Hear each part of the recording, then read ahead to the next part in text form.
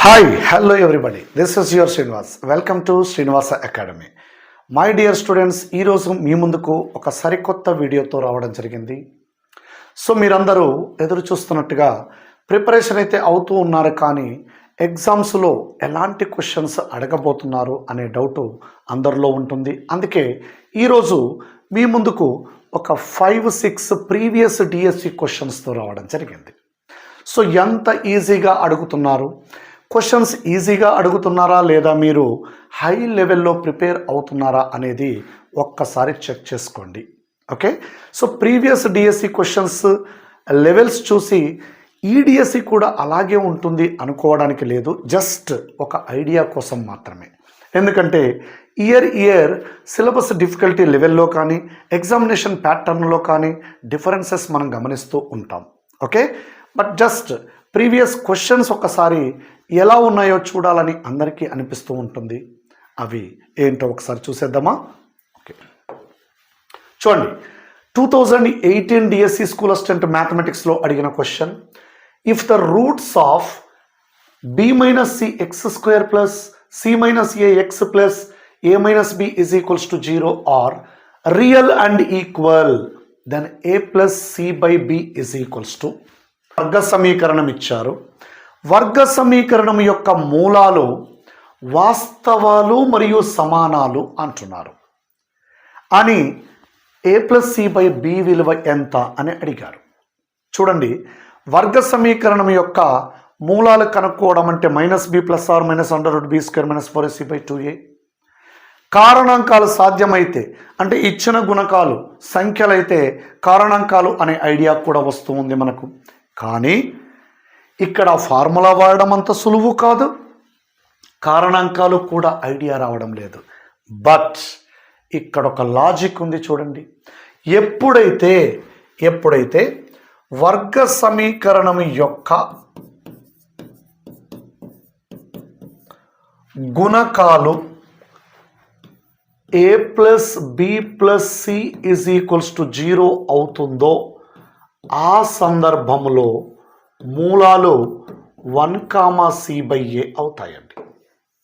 Yes, ఒక వర్గ సమీకరణం యొక్క గుణకాల మొత్తం 0 అయితే, a + b + c = 0 అయితే మీరు -b + r -√b² - 4ac వేయాల్సిన అక్కర్లేదు, కారణాంక విభజన కోసం ఆలోచించాల్సిన అక్కర్లేదు.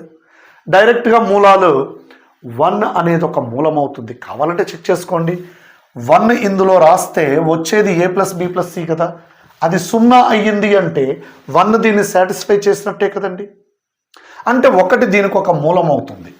1 ఒక మూలమైతే మరొక మూలము c/a ఎందుకయింది అంటే మూలాల లబ్ధం చేసినప్పుడు 1 × β మూలాల లబ్ధం c/a, మరొక మూలము c/a అవుతుంది. చూడండి, ఓకే, దీనివల్లనేమో 1 మూలమయ్యింది. వర్గ సమీకరణానికి 2 మూలాలు ఉంటాయి. It has only 2 roots. One of the root is 1, let the other root be beta.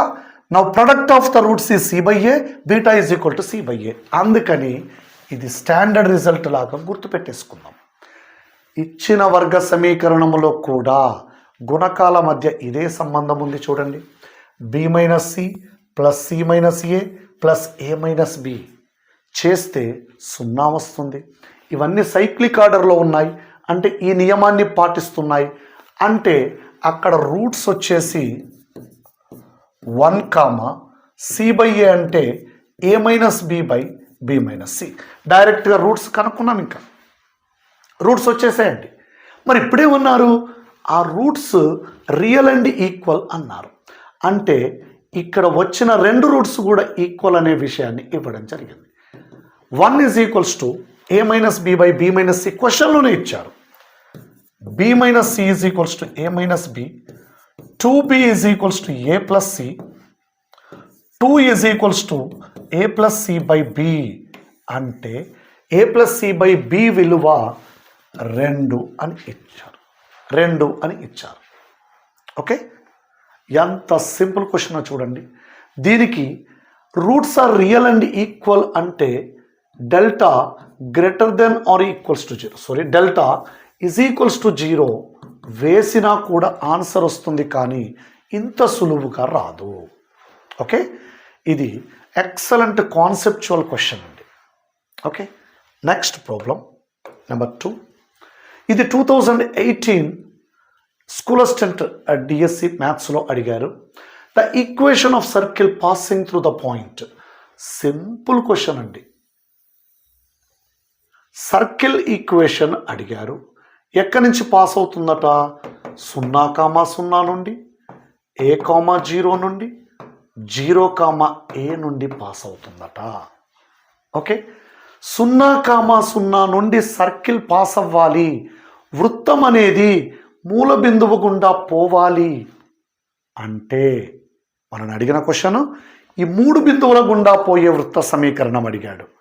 Question అడిగిన వాడు ఆప్షన్స్ ఇస్తాడు కదండి, ఇవి ఆప్షన్స్. మన ఆన్సర్ ఈ ఆప్షన్స్లో ఉంది. 0,0 గుండా పోయే వృత్త సమీకరణానికి ఒక స్పెషాలిటీ ఉంది. దాంట్లో కాన్స్టెంట్ టర్మ్ ఉండదు.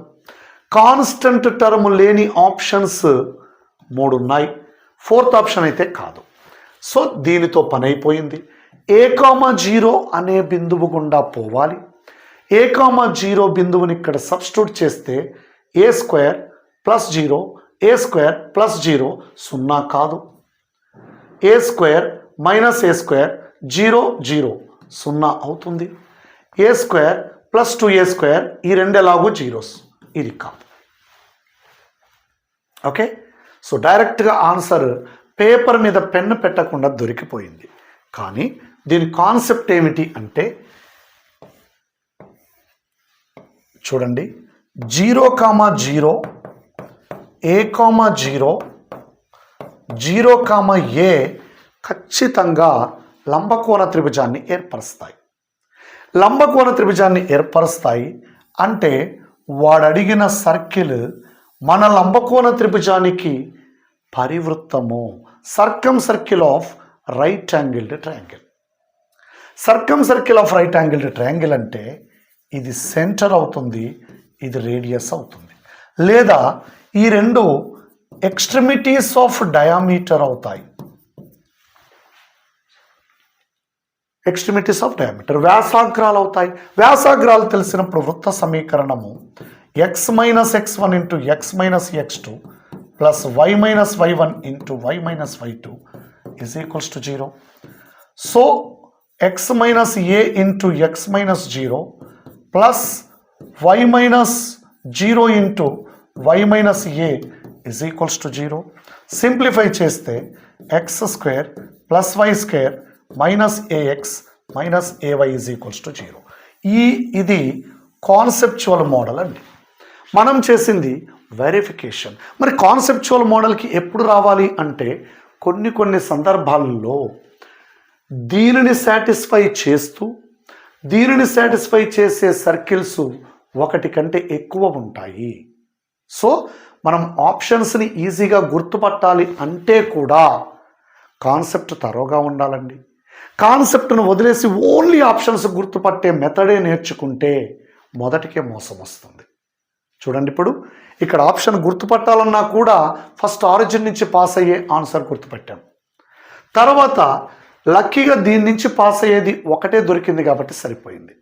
ఇంకొకటి ఆరిజిన్ నుంచి వెళ్ళేది మీకు కాన్స్టెంట్ 0 అనే విషయం తెలియకుండా ఈ రెండింటి గుండా పోయే ఆప్షన్స్ ఒకటి కంటే ఎక్కువ ఇస్తే అప్పుడు ఐపీఈ మెథడ్లో ఇంటర్మీడియట్ పబ్లిక్ ఎగ్జామినేషన్లో చేసినట్లుగా పెద్ద మెథడ్లో చేయాలి అంటే టైం కిల్ అవుతుంది. అందుకని కాన్సెప్ట్ తరోగా ఉండాలి, లాజిక్ తెలిసి ఉండాలి. కాన్సెప్ట్ తరోగా ఉంటే ఆటోమేటిక్గా లాజిక్ వస్తుంది. Okay, next question problem number 3. 2018 డిఎస్సిలో అడిగిన క్వశ్చన్ ఏనండి. ఇక్కడ the image of the point -1, 3 with respect to the line 5x - y - 18 = 0. Okay, the image of the point -1, 3 with respect to the line 5x - y - 18 = 0.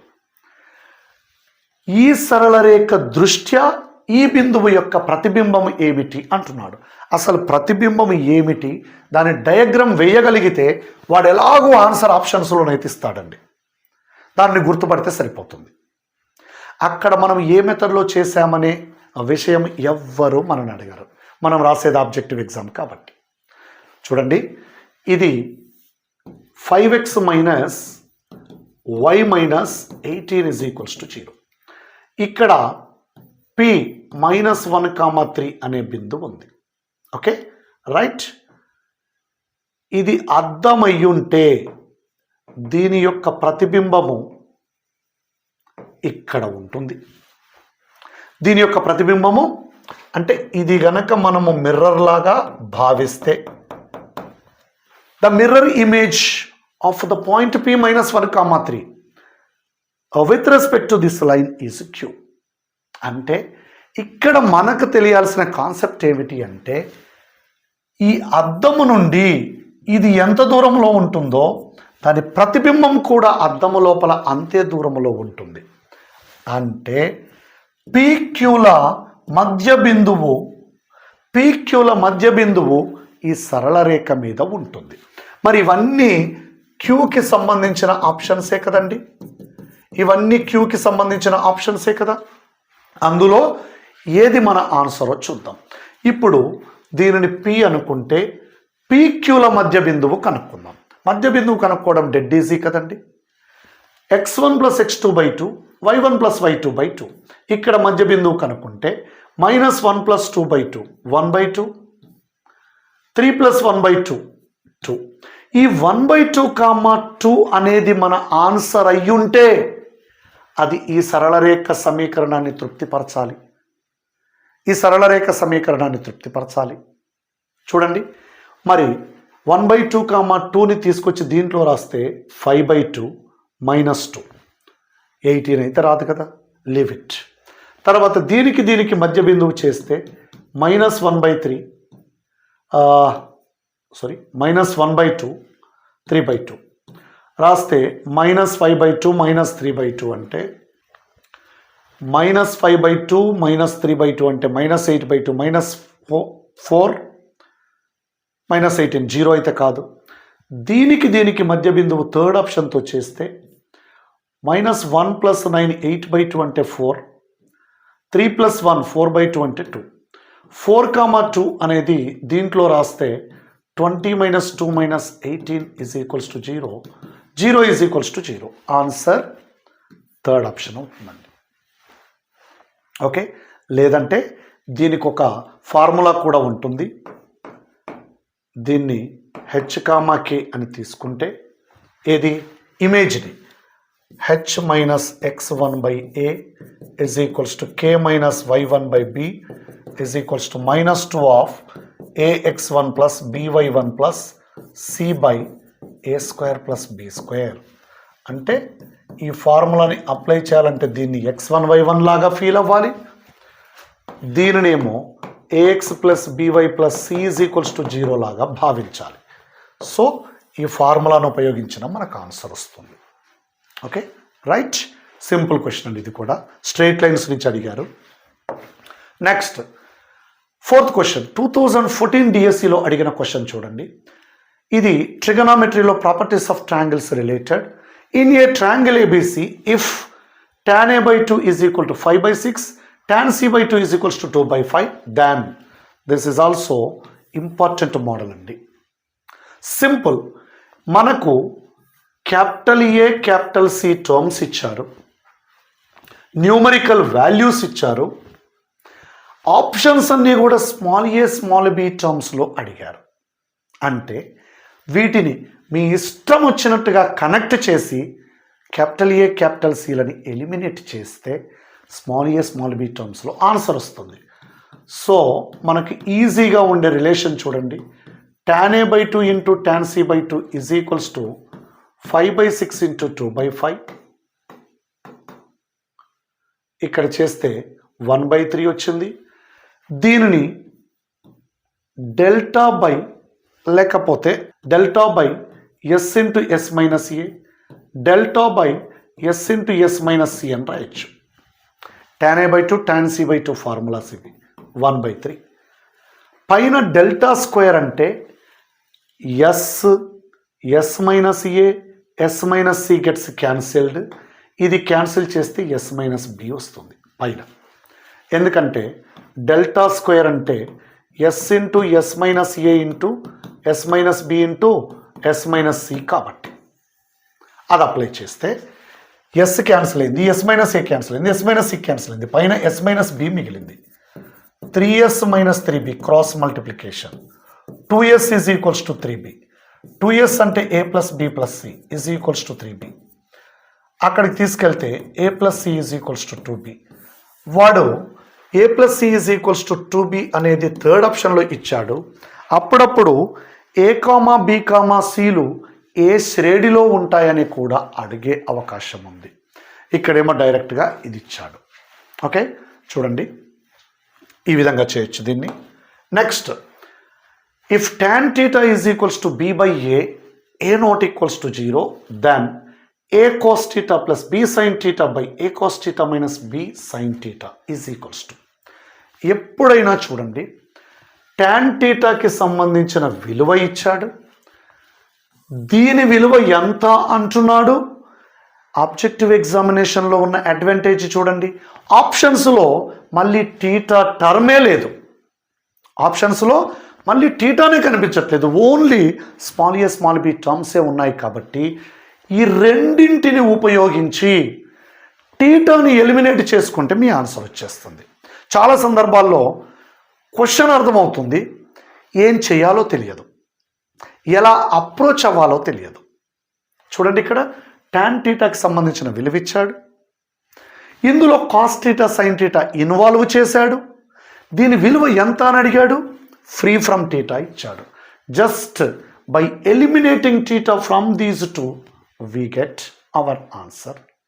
దీనిని eliminate చేయాలంటే లవహారాలలో cos థీటాని common తీస్తే a plus b into sine theta by cos theta a minus b into sine theta by cos theta. ఏం చేశానండి, లవహారాలలో cos థీటాని common తీసి cancel చేశాను.